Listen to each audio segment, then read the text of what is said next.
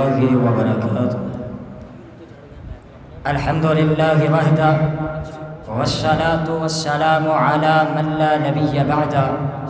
أما بعد، ما كان محمد أبا أحد من رجالكم ولكن رسول الله وخاتم النبيين وكان الله بكل شيء عليما.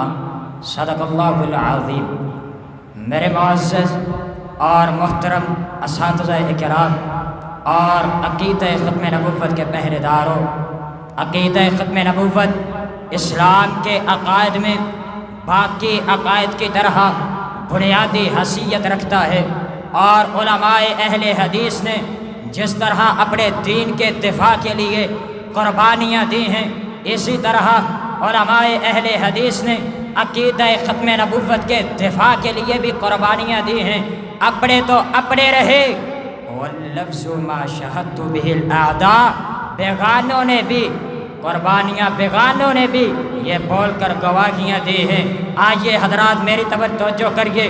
مرزا غلام احمد قادیانی نے سن 1902 کے اندر اعجاز محمدی کتاب لکھی تھی. اس کتاب کے اندر یہ خود لکھتا ہے کہ مجھے اور میرے عقائد کو، مجھے اور میرے مسلک کو اگر کسی نے نقصان پہنچایا ہے تو وہ علماء اہل حدیث کے عالم مولانا محمد حسین بٹالوی نے پہنچایا ہے. اور مولانا محمد حسین بٹالوی ایک تحریر لکھتے ہیں، حضرات جب مرزا غلام احمد قادیانی نے 1819 کے اندر نبوت کا دعویٰ کیا تھا، اس نبوت کے دعوے کو جھوٹا ثابت کرنے کے لیے مولانا محمد حسین بٹالوی نے ایک تحریر لکھی.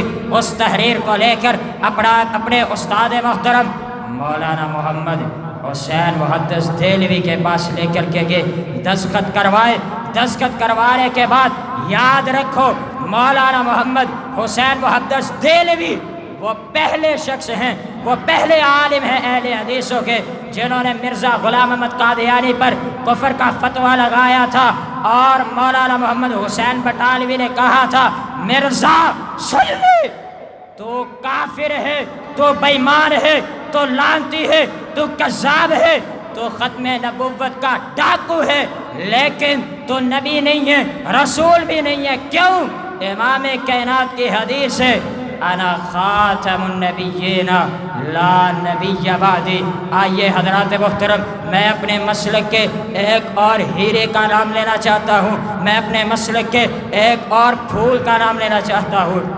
نام ہے محترم جناب سید عبدالحق غزنوی. سید عبداللہ غزنوی کے ساتھ غزنوی شہر سے ہجرت کر امرتسر پہنچتے ہیں، مرزا غلام احمد قادیانی کے خلاف کھڑے ہوتے ہیں. دوسری طرف مرزا اور اس کے چیلوں نے مولانا غزنوی کو چیلنج کیا تھا، اور چیلنج کرنے کے بعد بات بڑھتی مباہلے تک آ پہنچتی ہے.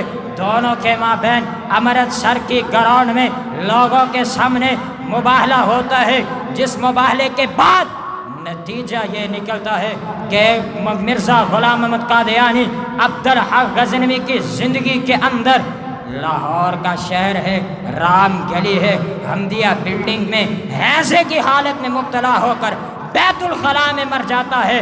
اے جامعہ اسلامیہ سلفیہ کے زندہ دل نوجوانوں، مرزا غلام احمد قادیانی لیٹرین میں مرا تھا. بتلاؤ نا ذرا، نبی کو جہاں پہ موت آتی ہے وہیں پہ دفنایا جاتا ہے. چاہیے تو یہ تھا مرزا غلام احمد قادیانی کو اسی بیت الخلاء میں دفنا دیا جاتا، لیکن ایسا نہ ہوا. مسلک اہل حدیث کے عبدالحق غزنوی نے بھی ثابت کیا کہ مرزا غلام احمد قادیانی کافر ہے، لعین ہے. آئیے آگے بڑھتا ہوں، میں اپنے مسلک اہل حدیث کا ایک اور ہیرے کا نام لیتا ہوں، مسلک اہل حدیث کے ایک اور عالم کا نام لیتا ہوں. ایک اور پھول کا نام سنیے، نام ہے مولانا قاری ثناء اللہ امرتسری رحمہ اللہ تعالی. مرزا غلام احمد قادیانی نے 1902 کے اندر اعجاز محمدی کتاب، جس میں اس نے مولانا حسین بٹالوی کے بارے میں بڑی اچھی بات کی تھی، آگے لکھتا ہے کہ مولانا قاری ثناء اللہ امرتسری قادیان میں آ کر میرے الہام کو غلط ثابت کرے ایک الہام کو غلط ثابت کرنے پر 100 روپیہ انعام دیا جائے گا۔ اگر سارے الہام غلط ثابت کرنے پر مقاری ثناء اللہ کامیاب ہو گیا تو 1,15,000 انعام کا مستحق ہوگا۔ مسلک اہل حدیث کے اس نوجوان نے، مسلک اہل حدیث کے اس عالم نے مرزا غلام احمد قادیانی کے چیلنج کو قبول کرتے ہوئے 11 جنوری 1903 کے اندر میں قادیان میں قدم رکھتے ہیں اور مرزا غلام احمد قادیانی کو للکارتے ہیں، مناظرے کے لیے دعوت دیتے ہیں۔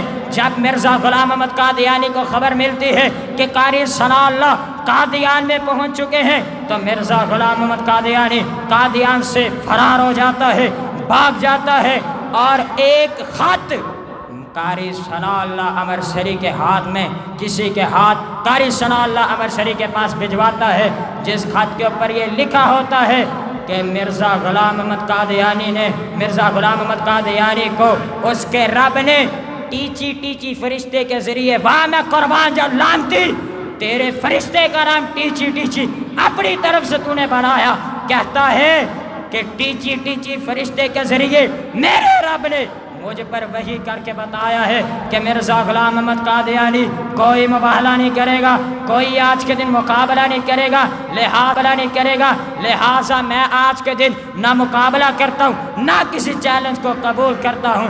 قاری ثناء اللہ امرسری نے ایسے کر کے خط پڑھتے ہیں اور اسی قادیان کی سرزمین پر کھڑے ہو کر اپنے خطاب کے دوران دلائل سے یہ بات کہتے ہیں کہ لوگوں سن لو، مرزا غلام احمد قادیانی کذاب ہے۔